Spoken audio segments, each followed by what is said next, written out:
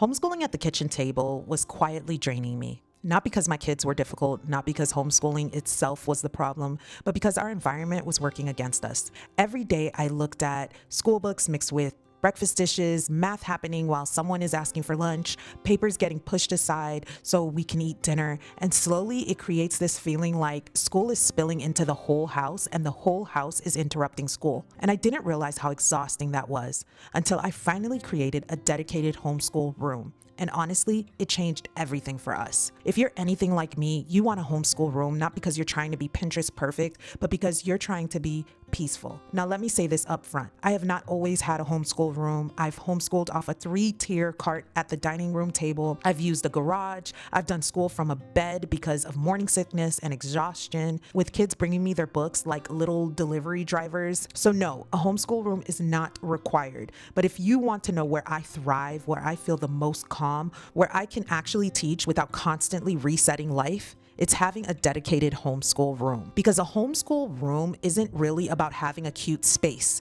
It's about containment. It's one room where school lives. One room where supplies don't migrate. One room where I can prep the night before. And in the morning, my kids can walk in and it's basically grab and go. And honestly, that kind of order doesn't just keep my house, it helps my head. So in this video, I'm going to show you what my homeschool room looks like right now, how I set it up so it actually functions, and what I prioritize so it stays calm instead of becoming another doom room. And just so we're clear, I'm not showing you the perfect homeschool room. I'm showing you a room that serves a real mom with a real life. Here's the reason I love having a dedicated homeschool room.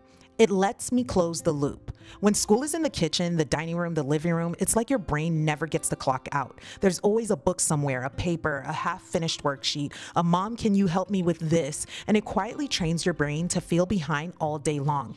But when school has a room, you can open the door and say, we're doing school. And when the day is over, you can close the door and say, we're done. And your brain finally gets to rest. Now, can we talk about locking the door? I love that I can lock the door, not because I'm dramatic, but because I want the room to stay peaceful. I don't want my toddlers and my markers. I don't want Legos in my living in my math manipulatives. And I don't want the room constantly being reinvented by little hands. So yes, we lock it when we're not using it. And that one simple boundary protects the peace of this room. Let me walk you through the 5 things that actually make this room function, because these are the things that keep calm.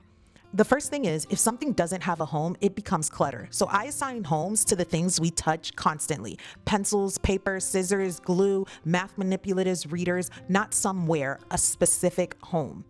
If you're overwhelmed, don't start by buying storage, start by deciding where things live. The second thing is, I want my teaching supplies within 2 or 3 steps, because when you have to hunt things down, you start feeling irritated and rushed, and suddenly the room that was supposed to help you feel peaceful becomes another place where you feel like you're failing. So I keep most of my used tools right next to me. My planner, pens, highlighters, lesson plans, checklists.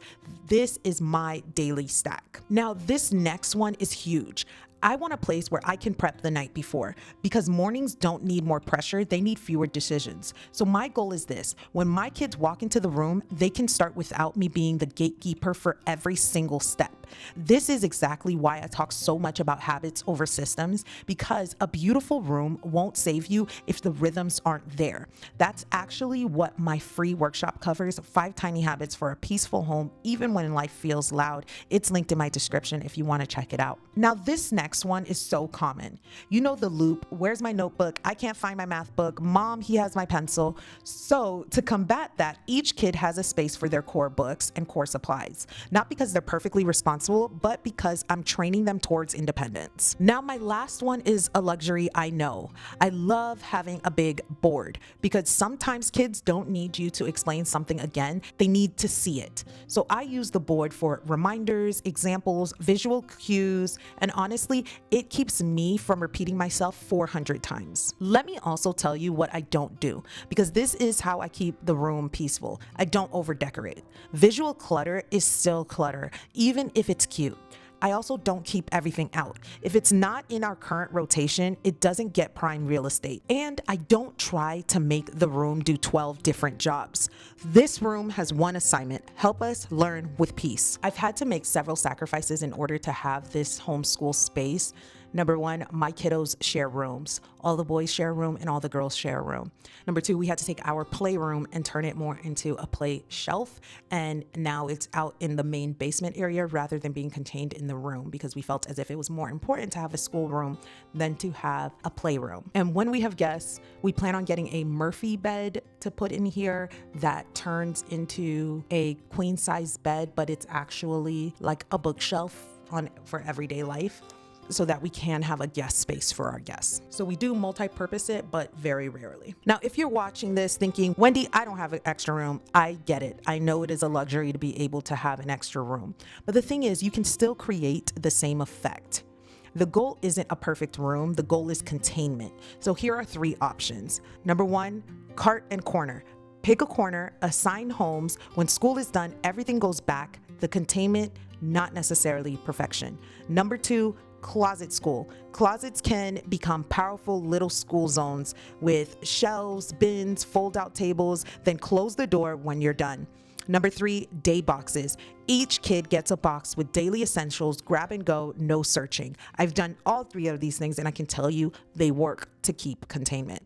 You don't need the ideal setup to be faithful. You just need a setup that matches your season. So that is my homeschool room. Again, this isn't about having a perfect space. It's about building a space that supports peace, reduces decisions, and keeps school contained.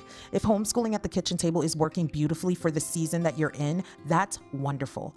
But if you've been feeling that quiet exhaustion, like school is everywhere and nowhere at the same time, sometimes the solution isn't a better curriculum. Sometimes it's simply giving school a home. If this video helped you, hit like and subscribe. And if you want my planner, which helps me keep homeschooling and home life from colliding all day long, I'll link the Plan Prep Pray planner in my description. All right, friends, I'll see you in the next one.